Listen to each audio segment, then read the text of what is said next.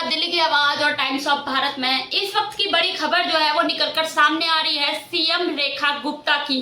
जी हाँ, जैसे ही दिल्ली की मुख्यमंत्री सीएम रेखा गुप्ता बनी है, तुरंत दिल्ली में एक्शन पर एक्शन उनके निकलकर सामने आ रहे हैं। वही एक तरफ बताएं कि दिल्ली में जब सीएम रेखा गुप्ता अपना जा रही थी, अपने काफिले पर निकल रही थी, तो रास्ते में पुल पर जो है कुछ गायें उनका रास्ता रोक लेती है।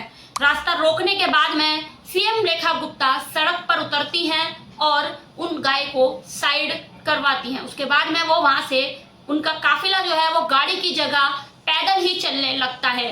जब वो पैदल चल रही होती है तो पैदल चलते हुए उनकी नजर जो है मेट्रो के पिलर पर पड़ती है और उस मेट्रो पिलर पर उनकी नजर जब पड़ती है तो वो देखती है कि उस पर तमाम पोस्टर जो हैं वो चिपकाए हुए हैं, जहां पर उन्होंने उसी समय वो एक एक्शन मोड पर दिखाई देती है और साफ तौर पर कहती हुई नजर आ रही है कि अब जितनी भी सरकारी प्रॉपर्टियां हैं उन पर जो है किसी भी तरीके के पोस्टर बैनर लगाना अब वैध मान्य नहीं है। साफ तौर पर कहते हुए वो नजर आई, मीडिया पर उन्होंने साफ बात में कहते हुए दिखाई दी है कि अब किसी भी ये सरकारी प्रॉपर्टी पर जो है अब किसी भी तरीके का पोस्टर, इनफैक्ट उनका खुद का भी अगर लगा होगा कभी तो वो माफी मांगते हुए नजर आई और उन्होंने कहा कि अब से इसे ध्यान में रखा जाएगा।